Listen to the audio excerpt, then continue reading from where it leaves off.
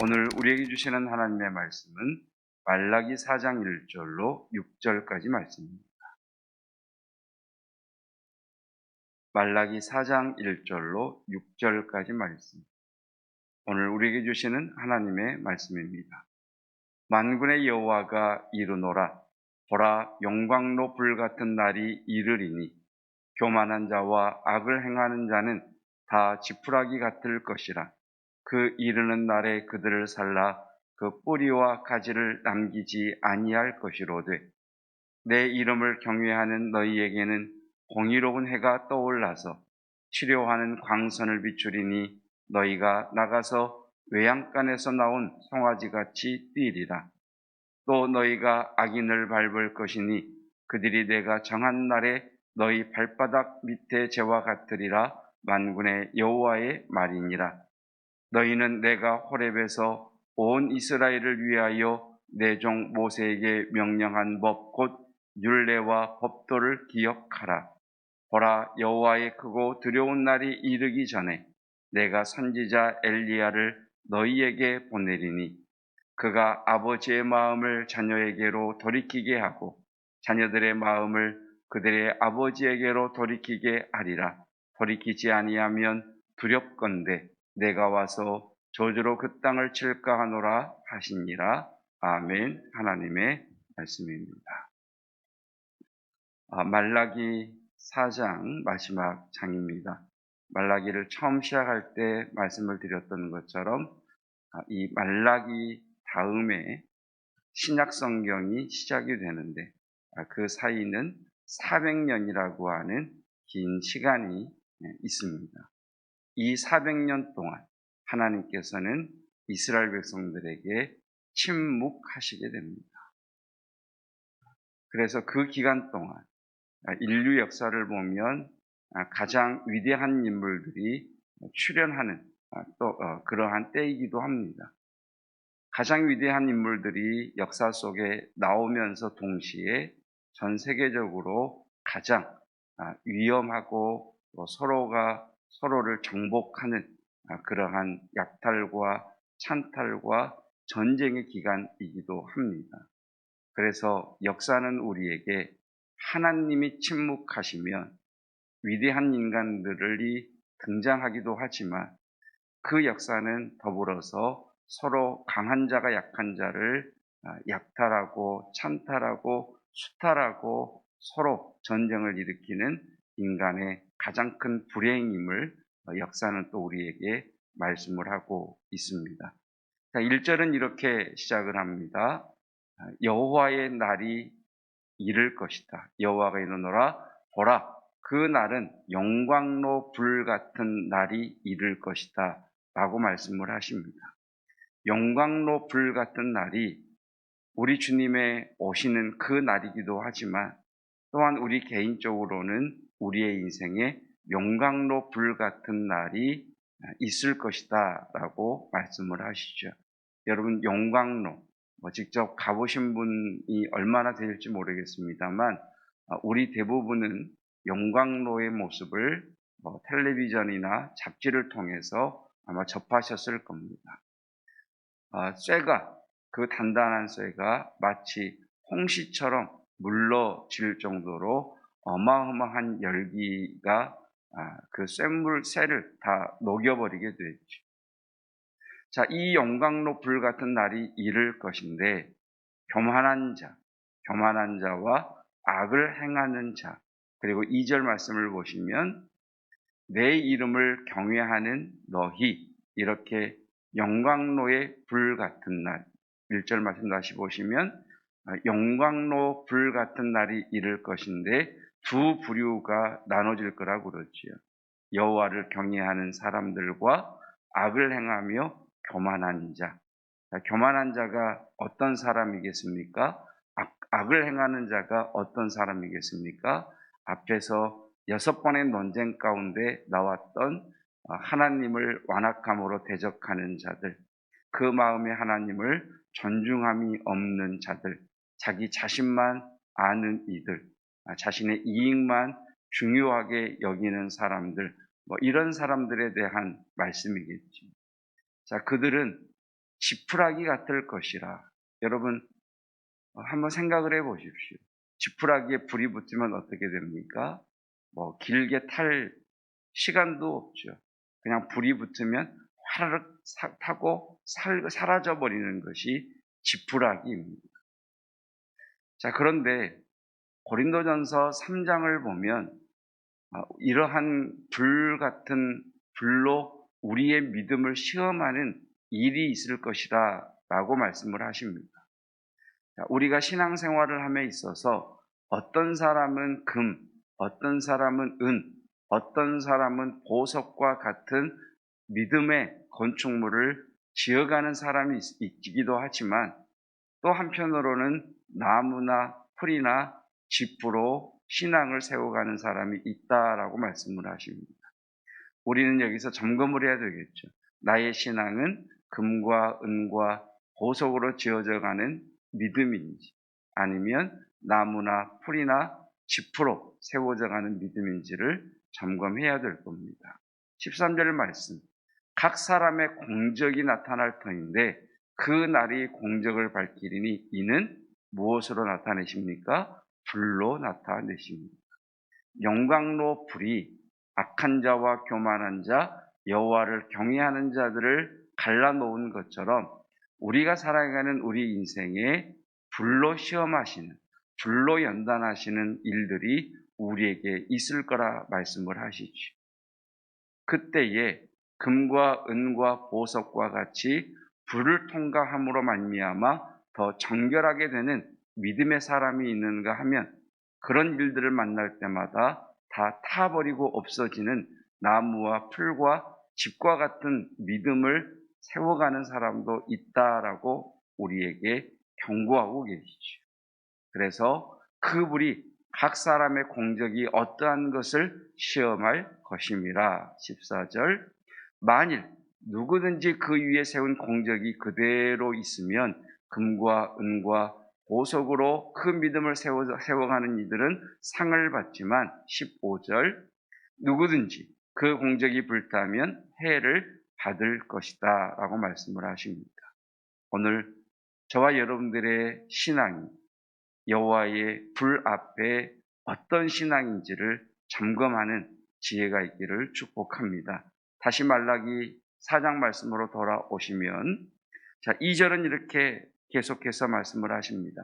내 이름을 경외하는 너희에게는 금과 은과 보석으로 믿음을 세워가는 너희에게는 공의로운 해가 떠올라서 치료하는 광선을 비추리니 너희가 나가서 외양간에서 나온 송아지같이 뛰리라. 첫 번째, 여호와를 경외하는 자들에게는 불이 우리의 믿음을 시험할 때 첫째, 공의로운 해가 떠올라서 치료하는 광선을 비추실 것이다.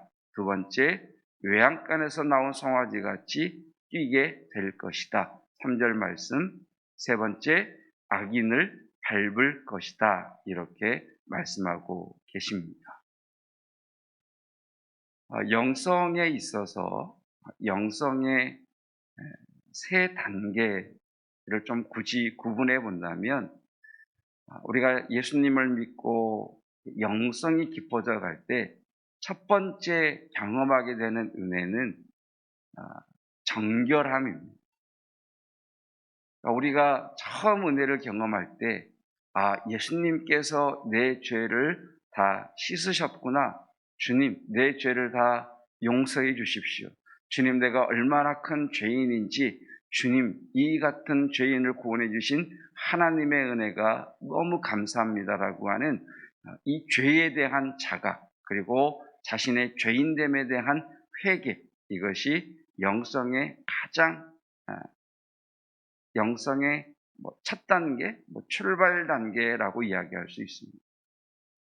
그래서 은혜를 받을 때 그 사람을 보면 자신의 얼마나 큰 죄인인지, 그런 죄인을 용서하신 하나님의 은혜가 얼마나 놀라운지에 대한 감격과 겸손함이 같이 갑니다. 자기가 죄인임을 아니 겸손할 수밖에 없고, 그 죄인을 용서해 주신 하나님의 은혜를 아니 감사하고 감격할 수밖에 없는 거죠. 여러분, 이 믿음의 출발이 우리에게 회복되어야 할 것입니다. 감사와 겸손함이지. 그 다음 영적인 다음 단계는 조명의 단계입니다. 조명. 조명이라고 하는 것은 빛을 비추다라고 하는 겁니다. 빛을 확 비추이면 하나님의 빛이 내 마음 가운데 임하시는 그런 은혜를 경험하게 되면 주변이 아무리 어두워도 그 마음에 기쁨과 즐거움이 있습니다.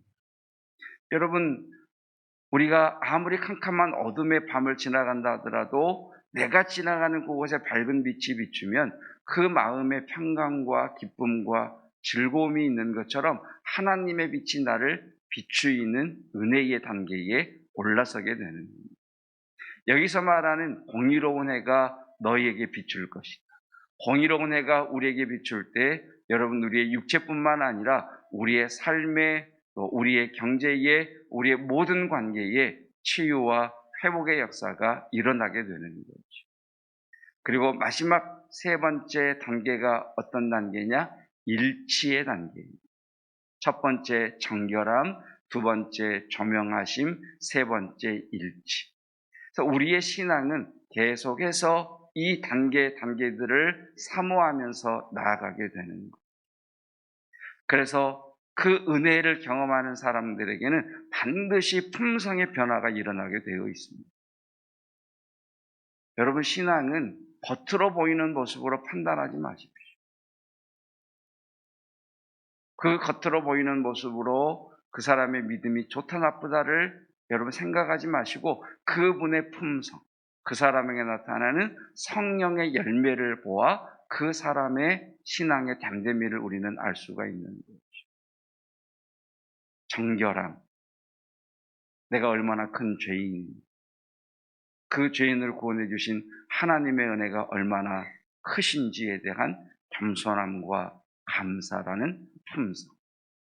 주의 빛이 나를 조명하실 때 두려움과 염려와 답답함과 암울함이 있지만 그 빛이신 주님이 나와 함께 하시고 나를 비추실 때 오는 즐거움과 기쁨과 기대감, 그리고 일치라고 하는 것은 하나님의 마음과 나의 마음이 딱 맞아가는 겁니다.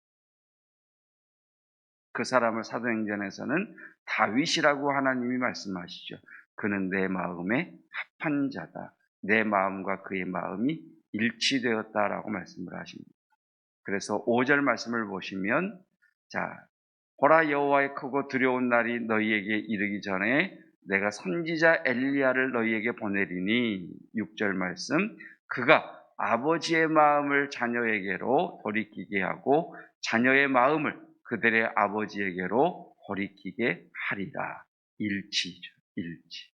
정결함, 조명하심, 일치. 그래서 여러분, 현재 나의 믿음의 상태에 머무르지 마시고 정결함의 은혜를 경험하셨다면 하나님의 빛의 조명하심을 사모하시고 지금 하나님의 빛이 나의 삶 가운데 비추시고 계시다는 그 은혜를 걸어가고 계신 분이 있으시다면 아버지와의 마음의 일치를 소망하셔서 주님께서, 하나님께서 말라기를 통해 이스라엘 백성들에게 경고하심과 동시에 나는 이런 사람들이 일어났으면 좋겠다. 나는 나를 경외하는 자들이 일어났으면 좋겠다. 나는 서로 선한 말을 하는 자들이 일어났으면 좋겠다. 라고 하시는 하나님의 마음에 합한 저와 여러분이시기를 주님의 이름으로 축복합니다. 기도하겠습니다.